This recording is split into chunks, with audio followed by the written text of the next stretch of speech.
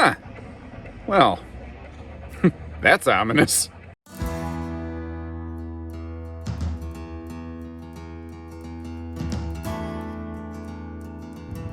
Hey everybody, welcome to Haylett RV. My name's Josh, and behind us, just coming in on trade, is a very well-kept one-owner Sport Trek 251. It's got a front True Queen private bedroom, a nice super slide directly across from the entertainment with a good theater seat. So it's got a great layout about it. Good rear kitchen, which is something I've always liked. They did some interesting things with the entertainment center that kind of help make up for the fact that the kitchen has a fairly small prep space. And speaking of fairly small, one of the other things I want to give you on this is I always try to point out not just the good things, but also some things like you might want to make sure you consider this before you pull the trigger. This has only about technically just less than 1,000 pounds of potential cargo weight. So if you're the type of person who does roll around with like water in the tanks because you want a boondock, you're going to want to be really, really careful here. If you pack light, you park hop, you might be just fine on this thing. And it's funny because even though it's the first time I've ever actually put my hands on one of these, it feels really familiar because the layout is almost like if the White Hawk 26RK and the Cougar 26RKS had a baby. This is kind of what the layout would look like. It's got more like the White Hawk living room, but the Cougar bathroom. But what's interesting is neither of those campers are in production anymore. They've both been retired, so if you've been looking for something like that and can't get it, this might be a nice little option for you. Now, the overall cabinet palette is a little bit darker, but they paired that up nicely with a lot of other lighter colored accents. So sometimes, I think, depending on where you're looking, like if we look right over here, it kind of looks and feels dark, but when you back up and take it all in as a whole, it's not too terrible. This has a 6'9" ceiling, by the way, which is something I really like because it means more headroom for somebody like me in the shower. And frankly, when are you ever upset about a little taller ceiling when you're in the RV? Like the example I use all the time is if you're gonna have a house built, and the builder's gonna say, well, do you want 7-foot ceilings or 8-foot ceilings? 7-foot ceilings are enough. You're gonna want 8-foot ceilings though. That's just how it is. Now, when you kick your feet up in these theater seats, that is beyond a Tootsie Toaster, and that becomes a footsie fryer. And if it's been a long day, perhaps a bunion burner.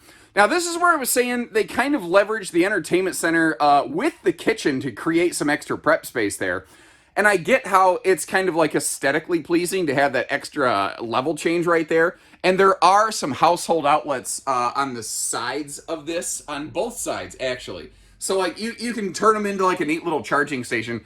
I do almost kind of wish, though, it was all one flat level. So that you don't got to worry about stuff kind of falling off. And I usually I love the aesthetic of level changes. I don't know that I love the function always. Campsite window here with the big old entertainment center right above, which is kind of cool. And you see those double bar lights? I don't know if those were factory or if those were something that were added by the previous owner. And that's kind of the message I want to give you here on this one is there was a lot of respect paid to this camper on behalf of the previous owners. Not only is it very, very well kept, they did some simple, smart, but like really non-invasive upgrades. Nothing where you got to worry about somebody hillbilly jury rigging nothing, Like on the entry door over here, they added that little pull handle so you can actually pull that thing shut without ripping something off. You may have noticed that little motion light activate back here. And they added these little strips to the main entry window. Because this isn't one of those that looks to be really like shade ready, but it's actually kind of nice because you still maintain some pretty decent privacy there, but you still get a decent look outside. It's different, but I like what. Oh my God! Oh my God! Why can't more manufacturers do this? I don't know if this was factory or if this is done by the owners. It looks factory. A back and side splash. Why? Why is this so uncommon in the RV industry? Serious bonus points for that right there. Good job. Now, while we're looking at the kitchen here, let me tell you a little bit about, who this is and who makes this. If you're not familiar with the Venture RV group, this is like the more upscale premium division of the KZ RV company. I will say, in the past, I had not really been personally all that impressed with a lot of the stuff that KZ had put out. However, I will tell you, within the last couple years, and keep in mind, I say this as someone who is not a KZ dealer, they have made some very nice advancements, and not just here in the Venture line, but the actual KZ brand RVs have really started stepping it up. There's still like certain things, like a Sportsman's still an entry-level camper, but it doesn't look and feel cheap. Stuff doesn't look and feel wafer thin anymore. They've done a good job, and I've always felt that one of the best things that was ever taught to me is learn how to respect your competition. They've done some good things, and I like what they did here. All the windows open for airflow.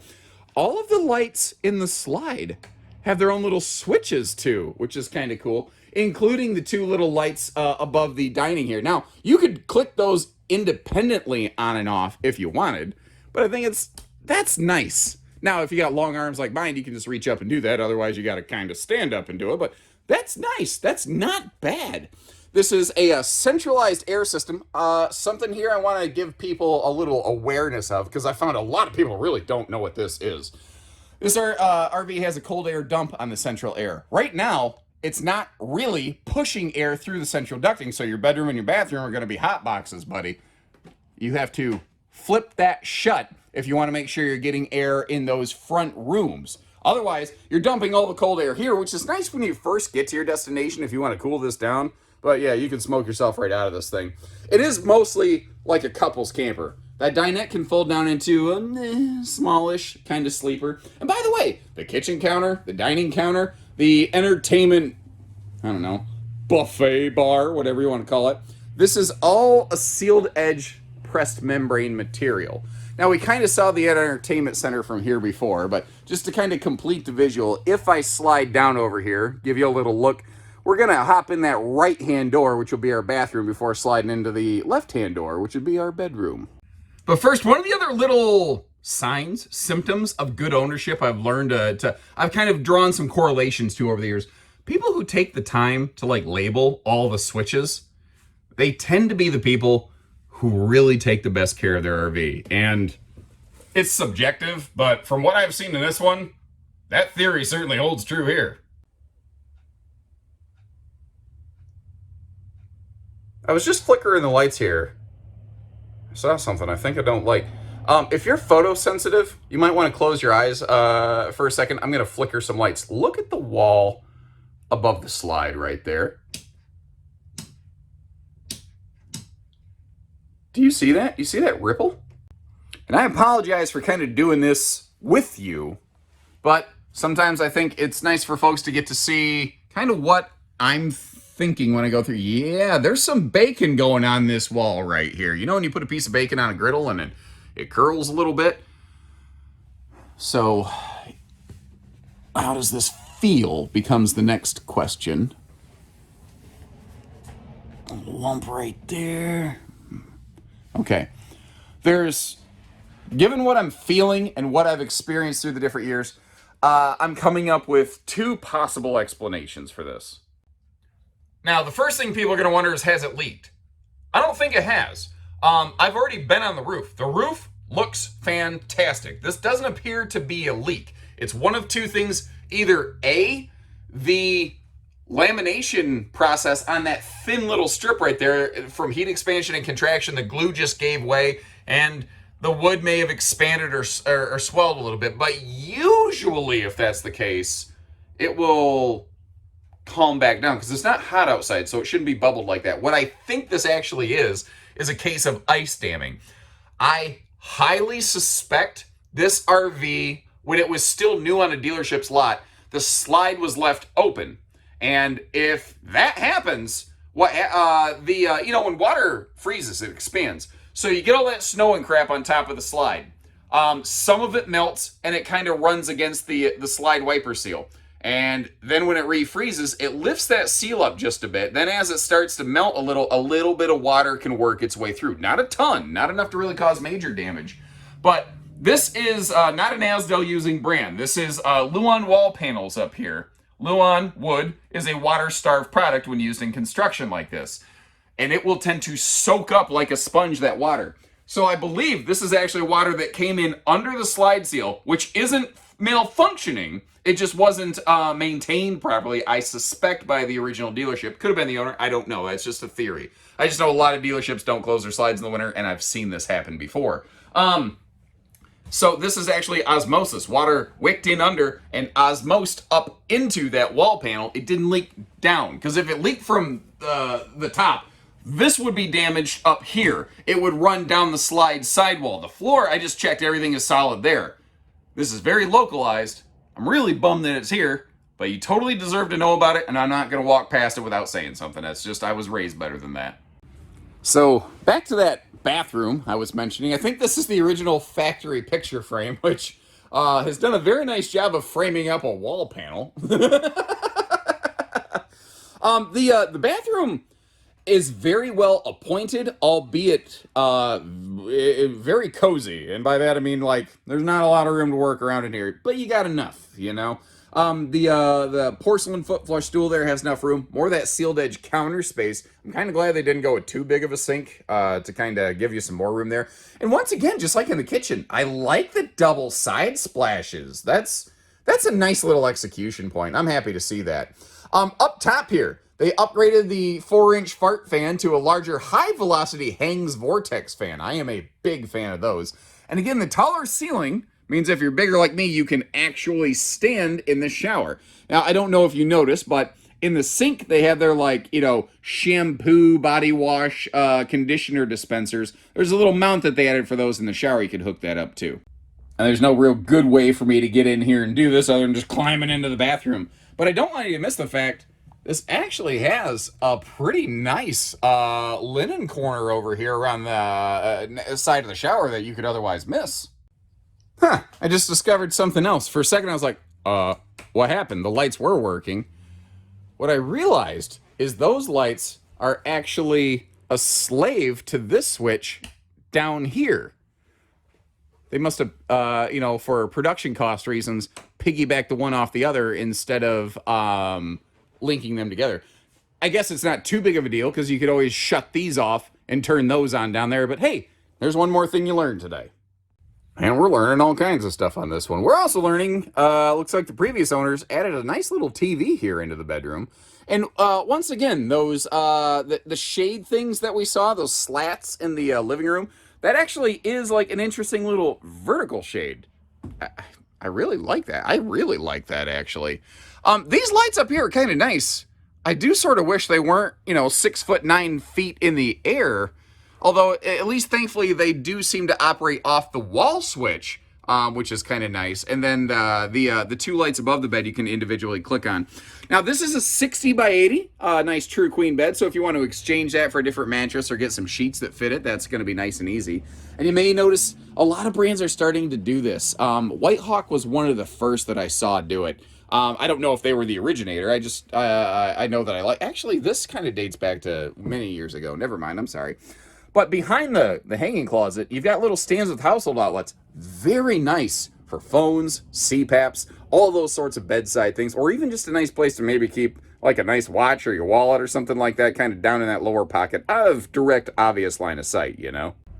Now, remember where I said this was kind of like if a White Hawk and a Cougar 26RK sort of had a baby?